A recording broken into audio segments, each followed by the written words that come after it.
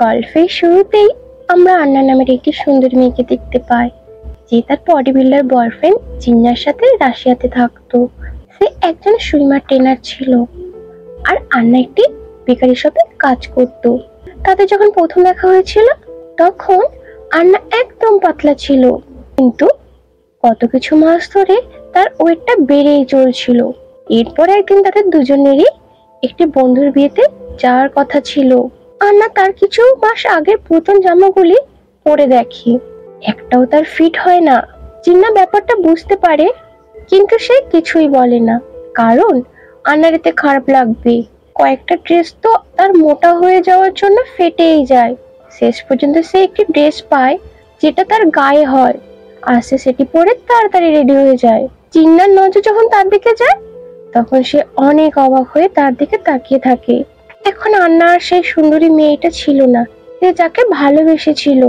সে চাইছিল না বিয়ে বাড়িতে তার বডি বিল্ডার বন্ধুগুলো তার সাথে মোটা আন্নাকে দেখে। সে কথা ঘুরিয়ে বলে, তোমার যদি ইচ্ছা না থাকে তাহলে তোমার যেতে হবে না। আন্না নিজেই তার বাড়তি ফ্যাট নিয়ে এতটাই বিরক্ত হচ্ছিল, সে নিজে থেকে বিয়ে বাড়িতে যেতে চাইছিল না। জিন্না চলে যাওয়ার পরে আন্না তার কমফোর্টেবল ড্রেস পরে, তার ওয়েটটা চেক করে। সে এখন 76 কেজি হয়ে গেছে। সে তার মোটা শরীর নিয়ে অনেক চিন্তিত ছিল, কিন্তু সে ডায়েট করতে রাজি ছিল না। এখন সে তেলে গরম গরম পকোড়া ভেজে খেতে থাকে। তখন সে ফোনে জিন্না ও তার বন্ধুদের বিয়ের কিছু ছবি দেখে। সে জুম করে দেখে জিন্নার আশেপাশে মেয়েগুলি অনেক পাতলা ছিল। এটা দেখে সে অনেক দুঃখ পায়। তখনই তার সামনে আরো একটি ভিডিও আসে, যেটি একটি মেয়ে জিন্নার গালে কিস করছিল। এটি দেখে সে তাড়াতাড়ি রেডি হয়ে পার্টিতে চলে যায়। আন্না যখন পার্টিতে যায় তখন সে দেখে সেখানে সেই মেয়েটি জিন্নার সাথে ডান্স করছে। এই দেখে আন্নার খুব হিংসে হয়। সে তাদের দুজনের মাঝে গিয়ে ডান্স করতে শুরু করে। জিন্না তাকে দেখে অবাক হয়ে যায়, তবু সে ডান্স করতে থাকে। আন্নাকে দেখে ওই মেয়েটি রেগে যায় আর সেখান থেকে চলে যায়। তারপর তারা একটি টেবিলে খেতে বসে। আন্না তাকে জিজ্ঞাসা করছিল কেন সে ওই মেয়েটির সাথে ডান্স করছিল। শুধু এই কথাটি বলতে তাদের মধ্যে ঝগড়া শুরু হয়ে যায়। আন্না তাকে বলে সে তার প্রতি বিরক্ত হয়ে গেছে, আর তার এই মোটা সোটা শরীর তার একদমই পছন্দ হচ্ছে না। যখনই দেখি তুমি তখনই খেতেই থাকো, ছাড়া তোমার কোনোই কাজ নেই। এটা শুনে আন্নার চোখে জল চলে আসছিল, কিন্তু সে কিছু বলার আগে নতুন দম্পতি তার কাছে চলে আসে। আন্নার হাসি তখনই চলে যায় যখন ওই মেয়েটি বলে, তুমি কি প্রেগনেন্ট? এরপর জিন্না আন্নাকে সারা জীবনের জন্য বিদায় জানিয়ে চলে যায়। এরপরে আমরা দেখতে পাই আন্না কাঁদতে কাঁদতে তার মার কাছে চলে যায়। এখন সে কোনোই পরোয়া করে না তার আশেপাশের লোকেরা কি বলবে। সে তার মাকে বলে তার মোটা হওয়ার জন্য তার বয়ফ্রেন্ড তাকে ছেড়ে দিয়েছে। এটা শোনার পর তার মা বলে সে অতটাও মোটা না, তার শুধু হাতটাই ভারী। এটা শুনে আন্নার আরো মন খারাপ হয়ে যায়। পরের দিন তার বান্ধবী নাতাশা তাকে তার বাড়িতে ইনভাইট করে। সে তাকে বেলকনিতে একটি বেড সেট করে দেয়, আর সে সেখানে বসে জিন্নার নামে বদনাম করতে শুরু করে। জানা যায় আন্না আগের দিন রাত্রে তার সমস্ত জিনিসপত্রগুলি নাতাশার বাড়িতে রেখে দিয়ে এসেছিল। যতদিন পর্যন্ত সে তার নতুন বাড়ি খুঁজে না পাচ্ছে ততদিন পর্যন্ত নাতাশা তাকে তার সাথে থাকতে বলে।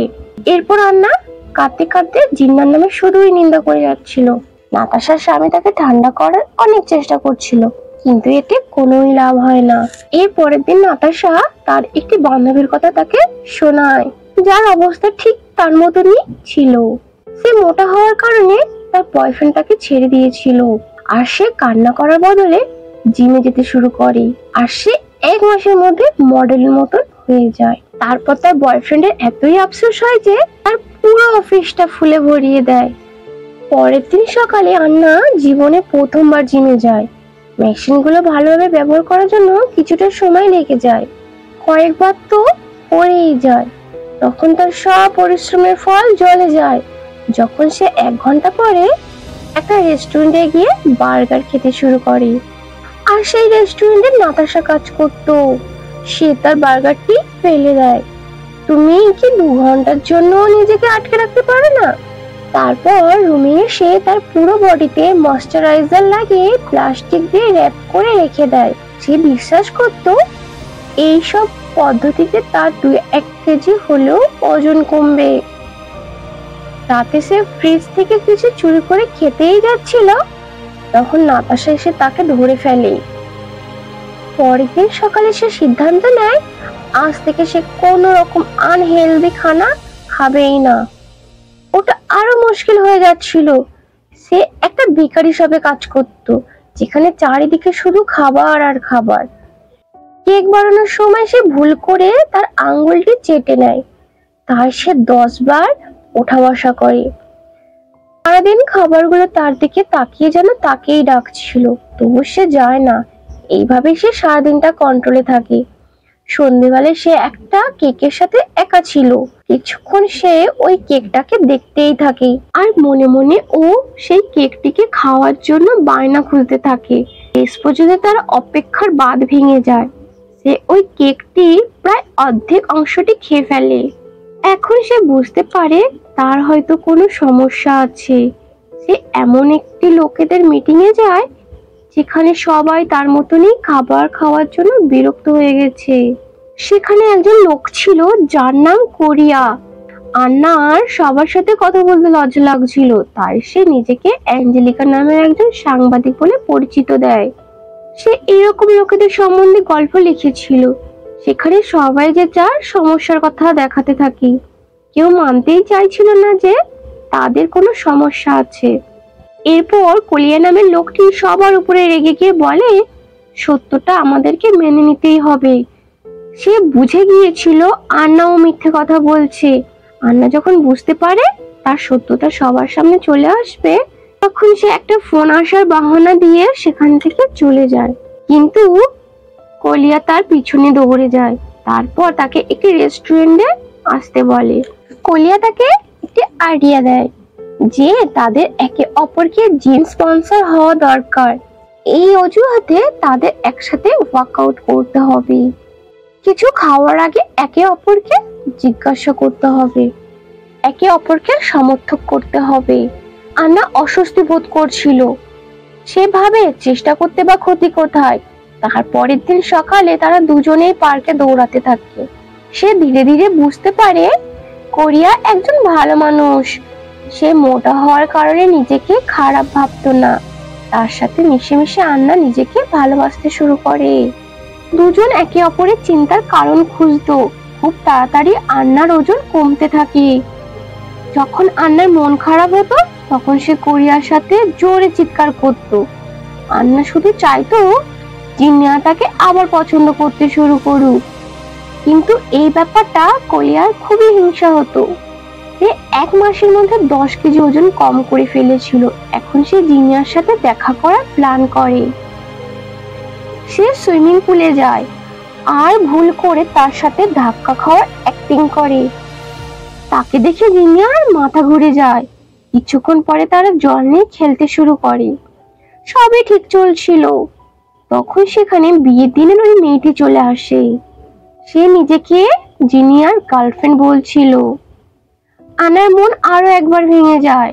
সে রাত ভোর ড্রিঙ্ক করে পার্টি করে। পরের দিন সকালে যখন তার ঘুম ভাঙে তখন সে কোরিয়ার বিছানায় ছিল। কোরিয়া তাকে বিশ্বাস করায় যে সে তাকে দেখেনি। কাল রাতে সে যখন অন্য একটি লোকের সাথে গাড়িতে করে চলে যাচ্ছিল তখন সঠিক সময়ে কোরিয়া সেখানে পৌঁছায়। সে তাকে বাঁচানোর চক্করে ঘুষিও খায়। আন্না তার মায়ের কাছে যায়। তার মা তাকে বলে সে এখনো হয়তো তার ছোটবেলার দুঃখটি ভুলতে পারেনি।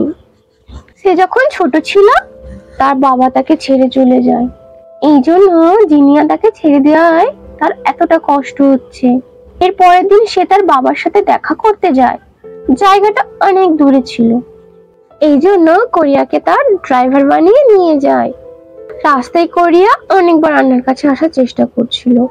এতে আন্নার কোনোই যায় আসে না। শেষ পর্যন্ত সে তার বাবার সাথে দেখা করে। সে তার বাবাকে জিজ্ঞাসা করে তাকে রেখে সে কেন এত দূরে চলে এসেছে। তার বাবা তাকে বলে তার জন্মদিনে সে দেখা করতে এসেছিল, কিন্তু আন্না তাকে জানলা দিয়ে তাড়িয়ে দেয়। তারপর রাতে ভুল করে আন্নার হাত থেকে মোমবাতি পড়ে যায়। কাঠের বাড়িতে আগুন লেগে যায়। তার বাবা জোরে জোরে তার উপর চিৎকার করছিল। তার বাবার কাছে তার জীবনের কোনো মূল্য ছিল না, তাই সে তখনই তার বাড়ির উদ্দেশ্যে রওনা হয়। সে বাড়িতে এসে কোরিয়ার প্রতি খুশি হয়ে তাকে একটা কিস করে।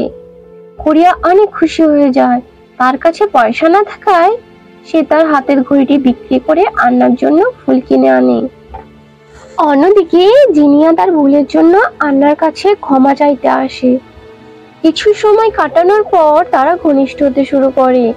এরপর কোরিয়া যখন তাকে ফুল দিতে আসে, তাদেরকে ওই অবস্থায় দেখে ফেলে।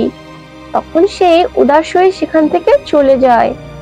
এদিকে জেনিয়া বলে সে আগের থেকে অনেক সুন্দরী হয়ে গেছে।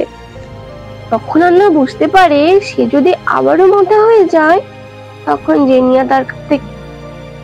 জেনিয়া তাকে ছেড়ে আবারও চলে যাবে। তাই সে জেনিয়াকে চলে যেতে বলে। সন্ধ্যাবেলায় আন্না কোরিয়ার বাড়িতে যায়। যখন তার একটা বন্ধুর দরকার ছিল, সে আন্নাকে রেগে গিয়ে চলে যেতে বলে, কারণ সে আগের দিন রাতে আন্নাকে তার এক্স বয়ফ্রেন্ডের সাথে দেখে নিয়েছিল। এই জন্য সে বলে, আন্না তুমি আগে থেকে রোগা হয়ে গিয়েছো, এখন আর আমাকে তোমার প্রয়োজন নেই।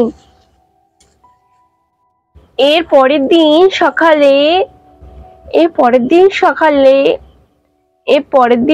সকালে আন্নার বাবা আন্নার সাথে দেখা করতে আসেন। সে সারা জীবন একজন খারাপ বাবা হওয়ার জন্য তার কাছে ক্ষমা চায়। তার বাবা ছোটবেলায় যেভাবে তার রাগ ভাঙানোর জন্য ডান্স করত, ঠিক সেইভাবেই নাচতে থাকে। পরের দিন আন্না কোরিয়ার সাথে দেখা করার জন্য একটা ম্যারাথনে যায়, যেখানে তাকে কোল্ড ড্রিঙ্কস খেতে দেখে সে সেটা ছিনিয়ে নেয় আর তার স্পন্সর হওয়ার জন্য তার উপর অধিকার দেখায়। আন্না বলে তার ওয়েট এখনো কমেনি, তাই সে তার এখনো স্পন্সর আছে। এরপর তারা একই সাথে ম্যারাথনে দৌড়ায় আর সমস্ত শক্তি দিয়ে ম্যারাথন দৌড়ায়। এরপর কোরিয়া সাহস করে এগিয়ে গিয়ে আন্নাকে কিস করে। এইভাবেই মুভিটি শেষ হয়।